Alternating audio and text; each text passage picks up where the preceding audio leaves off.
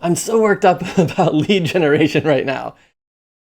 I think about lead generation all the time. My whole life, it's like I help web designers land awesome clients. I've got these mentoring programs at Lead.Blue. I think a lot about lead generation all the time. And I'm noticing this huge gap with regard to long-term success in the field of lead generation. Everything is quick fix, flash in the pan. Here's what's working now. I'm not saying anything's wrong with any of these ideas. I'm saying that they're just superficial. They're thin. It's like, I feel like it's unrealistic to think that you can build a long-term successful business on a foundation of quick fix sand. It looks like it's going to be okay, but then you get in and you're just constantly struggling not to drown all the time.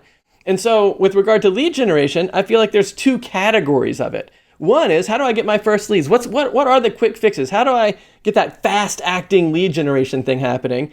But then there's also the long-term success part, because the fast-acting stuff, that's hard. It's a lot of work. The conversion rates tend to be relatively low on that sort of a thing. Whereas the long-lasting stuff is more like a fly. It sounds like a cold medication, fast-acting, long-lasting. But the long-lasting stuff is like, it's like a flywheel that revs up, and then you get momentum, and then tomorrow is easier than today, and next month is easier than this month, and next year is easier than this year, and you're not constantly drowning in quick fix sand and burning out. So I want to go through like a bunch of like traditional quick fix, fast acting lead generation strategies and put my spin on it to how to get better conversion rates out of that. But I also want to talk about a bunch of ideas for the longer lasting kind of flywheel momentum kind of a thing to really ensure the long-term success of your business. So let's start with some of the short-term stuff. Cold emailing. Everybody talks about cold emailing or cold messaging on social media and stuff like that. What should I say in these emails or in these messages to get the highest conversion rate? And there's one idea about that is it's a lot easier to offer a small favor rather than to say, hey, can I build you a website? So we do this thing called small favor marketing. In fact, I have a whole new workshop set up. If you go to lee.blue/workshop, you can see this whole thing about how small favor marketing works. I'll put a link in the description for you. But the general idea in terms of the messaging is to offer something that you can help somebody with for free. But the trick is the free thing has to be valuable even if they don't think they're going to hire you, right? So it can't be like an SEO audit or a website audit or something like that, because I don't want to hear about all those problems and I can't do anything to fix them unless I hire you to fix them. So I feel like if I were to get on a call with you about an SEO audit or a website audit, you're just going to tell me a bunch of problems. I'm going to feel sad because now I've learned all these problems that I've got. And then I'm going to feel like it's probably some kind of a sales call to get you to, so I can pay you to fix the problems. And the conversion rates on that are just really low compared to, let me help you with something. Let me help you get some more reviews on your Google profile. I got some tools that I can give you for free for that. Would you like that? Like that kind of an interaction just generates so much more response. But there's a couple of other things that I like to do as well to really boost the response rates. And the first one is, instead of cold emailing or cold outreach, I like to do what I call cool outreach, where it's warmed up a little bit. And what I mean by that is they've seen my name a couple of times before my email lands in their inbox. So an example would be, if I want to email somebody, before I actually send the email, I'm going to spend a couple of days. I'm going to like some of their stuff on social media. I might share it, might leave a comment, because every time I like, share, or comment on something, they're going to get a notification with my name on it, right? And then when I send an email, they're going to be, oh, there's Lee Blue. He's like, I've been liking my stuff. I wonder what he has to say about this. And so they're much more likely to open up my email if they've seen my name before. And then I'm going to do some follow. So the email that I send is going to be referencing this small favor. I'm going to have like maybe like 2 or 3 sentences, like nothing huge, maybe 100 words, something like that will go in the email where I'm just kind of telling them what my small favor is. And then if I don't get a reply, then I'm going to do these things that I call poke messages, where so if I sent the email as my main message, I'm going to poke on other channels. Like I'm going to poke them on LinkedIn or on Instagram or something like that. But I'm not going to put my pitch in the poke, right? I'm just going to say, hey, did you get the email I sent to you about your Google reviews or whatever the small favor's about? I'm just going to say, hey, did you see that email? That's all I'm going to say in the poke, because my intent is I want people to go back in their inbox, read the email, and actually see all of the stuff I had to say. Because if I condense that entire email into like 1 or 2 sentences, everyone's I don't need any help with that. And they feel like your pitch is no longer effective. So that's kind of what I would do to improve the rates on cold email, that kind of pre-exposure stuff. I try to get connected with mutual friends if I can. Even just even one mutual connection will make a huge difference in terms of people wanting to respond to you. Oh yeah, we've got this mutual friend. I wonder how we know each other. That kind of a thing makes a big difference. But having said that, the stuff that you do online always has a lower conversion rate than the stuff that you can do in person with real relationships. So let me mention a couple of these kind of real relationship strategies. I joined a networking group, and I was part of a BNI group for like maybe 6 years. And the first couple of years, I got nothing out of it hardly. I got very few leads. And then I had this epiphany that really broke through and turned my in-person events into something really successful. But it doesn't have to be a BNI group. So you can just go into Google, type networking group near me, or go onto Facebook and type networking groups near me, and you'll see Facebook pages and stuff on Eventbrite and Meetup and just websites for people doing meetups and stuff. So it's not too hard to find places to go. But when you go, you don't want to be the website guy. You don't want to be just like, oh, what do you do? Oh, I build websites. Oh, that's interesting. Because nobody knows anybody who needs a website, right? Because it's like, what does that even mean? What you build? What kind of web? You build like national campaigns for like Honda and like Disney or something?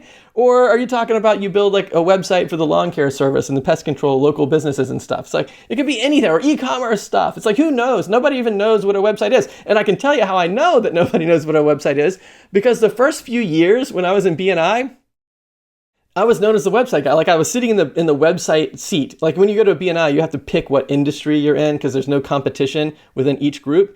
And so I was sitting in the website seat for a while, and everybody just knew me as a website guy, but they didn't know what that meant. And so they would say, hey, I'm having trouble with my Wi-Fi router, or my printer isn't working, or can you come? I was just like the technical-ish person. It's like, it was so misleading. Like I was not getting any results out of it until I came up with this idea of an impact hook. And so my impact hook was, it's a combination of three things. It's my ideal client persona, what result I help that person get, and a little bit about how I do it. So there's really like those three categories of information all smushed into one sentence. In fact, if you're working with me in one of my mentoring groups over at Lead.Blue, the very first thing that we do is figure out what your impact hook is, so that when you go to these networking events, you can say something like, if someone says, hey, what do? You can say, well, I help local businesses drive leads from within driving distance of their location through online marketing. Like that is so much better than just I'm the website person. So that is my kind of tip for improving the effectiveness of these networking groups. But here's another one. Take that same impact hook, and I'll help you write your own custom one based on your niche and your result and all that stuff. But take your impact hook and use it in your day-to-day life. So I don't know, like say you're just walking around and you're hanging out with a friend or something.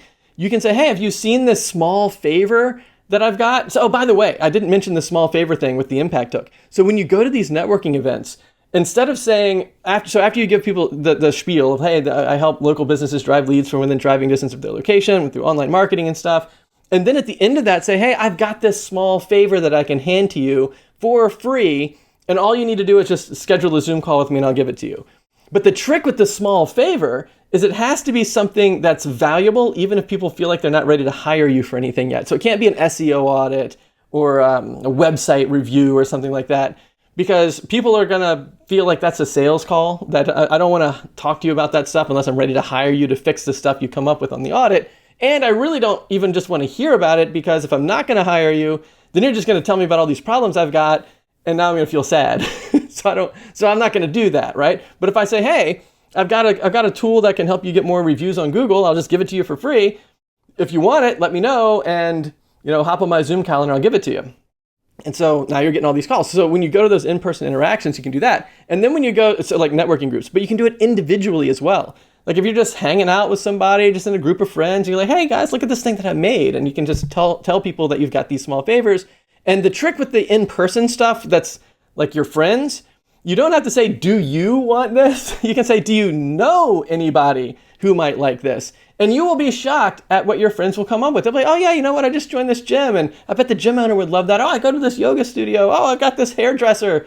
I even mentioned this to my son, and he mentioned the little Google review thing to, like, he's in high school. He's scooping ice cream for the summer and everything. And he just mentioned it to the guy that runs the ice cream, the lady that runs the ice cream shop. And so, and it's great. You see what I mean? That it's sort of, it almost goes viral a little bit when you have a small favor that people can hand out to people through these in-person interactions. And then I also want to encourage you to do this. If you're like me, I don't know if you're like me, I'm not the kind of person that tends to go out and socialize a lot. Like if left to my own volition, I'd probably just hang out right here in my attic. I mean, I've got my guitar right there, got my workstation right here, got a exercise treadmill thing over in the corner over there. It's like I could just hang out in my office all the time, and I'd be happy with that. And so I have to sort of push myself if I want to like go out and meet people. And so I've just had such success with pushing myself to do something. Like I'll give you a couple of examples of things that I just, the main takeaway from this section is just put something on your calendar once a week where you're forcing yourself to go out and see strangers from time to time. So for example, my kids, I got two of my daughters play volleyball. And so I'll take them to volleyball practice or to a volleyball game. And not only do I like seeing the practices and the games, but the other parents are hanging out on the bleachers too.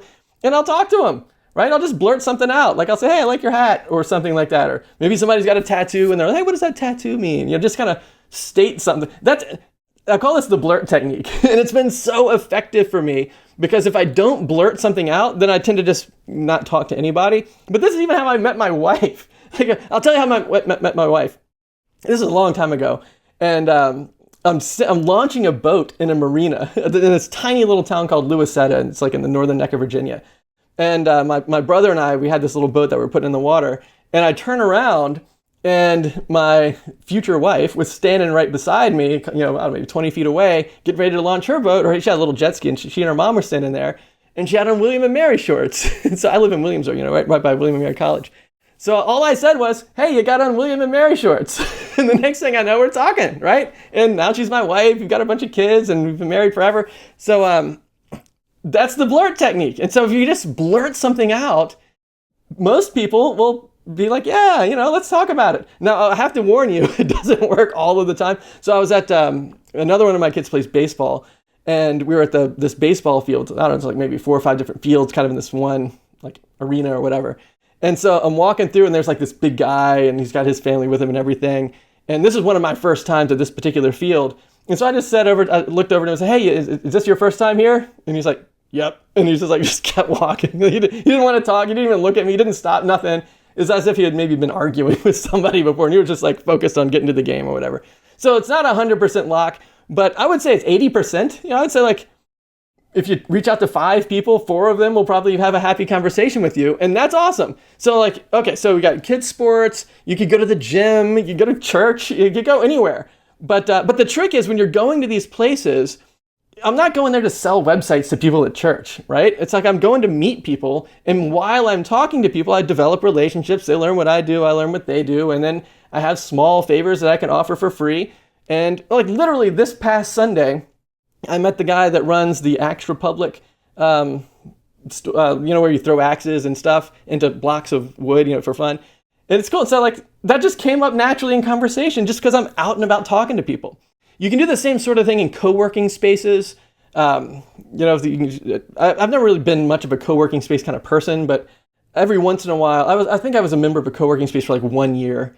And instead of being like a member there, I would sometimes attend events. Like they would have speakers come. In fact, I was a speaker one time. In fact, that's one of the next things I'm going to mention is in addition to working at a co-working space where you kind of get to know the other people, register yourself to do a presentation somewhere. In fact, that's another thing. Like in DoubleStack, I help you write the presentation. So you know what to say, and we can even practice it together before you give it. But that's a great way to meet people and kind of interact with folks. I used to be a speaker at WordCamps, especially up and down the East Coast, like WordCamp, Raleigh and Baltimore. Since I'm in Virginia, those are kind of the 2 closest. Of course, WordCamp Richmond, but I think there's only a few years of that. But anyway, there would be like speaker dinners. And so you get to like hang out and meet all the different speakers at a dinner at WordCamps, which is really cool. It's like just registering yourself for that sort of a thing. But let's get into some of the longer term stuff now. So building a solution instead of just having a skill set is a great long-term lead generation strategy. Because here's why. Because the short-term thing is, oh, you're a person who knows how to do some stuff. Let me see if I can find jobs for you based on your skill set. And that's harder than it would be to say, I've got this solution with a proven track record, and then people might want the result that comes from using the solution, and then you don't even have to do it yourself. You can outsource or hire employees and assign people to different layers of your solution, which is a huge thing of what we do in DoubleStack and Blue Theory, is we try to put together a solution for you that has a traffic, leads, clients layer. So like, what are the traffic engines you're going to do? SEO, ads, social media? How are you going to get leads? Email marketing, opt-ins? What about onboarding clients, online calendars, customer portals, stuff like that? And so we build like this whole solution stack out for you. And then you can tell people that I've got this thing. And now people can sort of conceptualize or visualize how they'd be able to use it and that it would be the right fit for them. And it goes really well with your impact hook. When you say, hey, this is what I help people do, and then this is the solution that does it, that's a huge benefit in lead generation over just, I know how to build websites, I write JavaScript, I do HTML, I'm a WordPress expert. Instead of just having a skill set, have an actual solution. It really helps with regard to getting leads. Now, this one last category here, which I refer to as partnerships. And I got a bunch of examples of different kinds of partnerships that you can establish to get leads. And one of the ways that I used to get a lot of leads, I worked primarily with doctors. And I established this partnership with a company called Living Matrix. And they sell like a CRM system for like functional medicine doctors. And so the doctors would then call Living Matrix and say, hey, I want to sign up for this CRM system and all that stuff. And what they would do is they would say, hey, if you need a website, we've got this $500 package, and we'll show you. We'll do like a coaching session on how to build a Wix website. And so I reached out to them and I said, hey, if you ever have any doctors that want a little bit more than just like a $500 Wix website, like our packages would start at like $5,000. And so I said, if you've got somebody that's kind of in the market for a website plus a marketing plan, kind of all combined into one thing, then send them over to me. I'll give you $500 for the referral, so you're not missing out on the Wix thing. You don't even have to do the coaching. You still get the $500, and then I get that lead. And that was really cool. And so I would probably get, I don't know, maybe 20% of my leads came through that, just that one partnership. And then you create more partnerships. Let me give you some examples of types of partnerships that might be effective for people like us, web designers that are looking for local businesses to interact with. So basically what we're doing is we're trying to find other local business owners that serve our clients, that serve business owners in some way other than through online marketing. So for example, accountants and tax preparation services, payroll services, bookkeeping, business attorneys and legal services, like all of those people, their clients are business owners. And you can give your small favor, like if you have say you have that Google review app thing that we've been talking about. Say you have that as your small favor and you're going to do a partnership with a bookkeeper. Well, tell the bookkeeper to offer your small favor as part of their marketing. So you can say, hey, here I've got this mobile app to help local businesses get more Google reviews. And so you say, hey, I'll do your bookkeeping. And if you sign up today and you get this free mobile app to help you get more Google reviews. And then the bookkeeper just says, hey, Lee, we've got another person who wants that Google review app. And then you send them a link and they get on your calendar. And now you're getting leads, but your partners are the ones handing out the small favors for you. And that's how you get that flywheel approach going. That's how you get lots of different partners doing this. And then their business is better because of your small favor. So they're getting more clients, but you're also getting free leads. This is a huge, huge idea for long-term lead generation success. Here's some other examples of different types of business you might want to connect with. So we've got office supply and equipment. I will caveat this by saying some of these examples are sort of on the fringe, like they're sort of out there and they might not work for everybody, but I'm going to mention them anyway because it might spark an idea for you. So office supply and equipment providers. Maybe it's hard to come across this, but if you knew somebody that did that, that would be a good one. Business coaches and consultants, business insurance agents, printing and promotional product companies, people that make like the pins that have like your brand on it, or people that print business cards and stuff like that, t-shirts, hats, embroidery. Those are all great examples. IT support and computer repair service people. That's a good one. Professional photographers, especially if you've got photographers that do like business headshots and stuff, or product photography. Videographers are in the same category, especially for people that might need promotional videos and stuff like that. Event planners, local banks or credit unions. Like sometimes people might try to get like a business loan or something like that. Business focused podcasts. It's nice to be able to connect with those people. Maybe you could even be on their podcast, but also, connect with their audience. And then business-focused software and tools like we just talked about with that CRM system I was mentioning. And then the last one is job fairs. And I wasn't even thinking about this one until, a few months ago.